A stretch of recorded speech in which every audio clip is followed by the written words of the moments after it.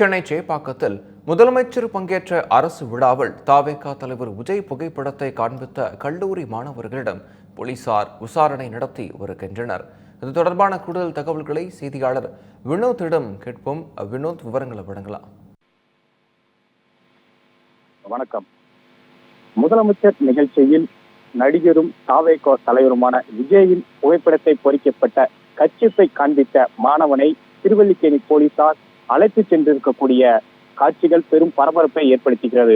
அதாவது சென்னை சேப்பாக்கத்தில் உள்ள கலைவாணர் அரங்கில் சாகித்யா அகாதமி மற்றும் ஜவஹர்லால் நேரு பல்கலைக்கழகம் மற்றும் சிறப்பு நிலை தமிழ்துறை இணைந்து நிகழ்த்தும் கலைஞர் நூற்றாண்டு கருத்தரங்கத்தை தமிழ்நாடு முதலமைச்சர் மு.க.ஸ்டாலின் தொடங்கி வைத்தார்.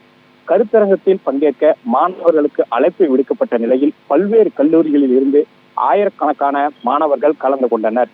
இந்த நிகழ்ச்சியில் தற்பொழுது வீடியோக்கள், அதாவது ஒளிப்பதிவாளர்கள் வீடியோக்கள் பதிவு செய்யும் பொழுது கல்லூரி மாணவர் ஒருவர் கையில் இருந்து கட்சிப்பை எடுத்து காண்பித்துள்ளார். அதில் நடிகரும் தாவேகா தலைவருமான விஜயின் புகைப்படம் பொறிக்கப்பட்டிருப்பது என்பது குறிப்பிடத்தக்கது.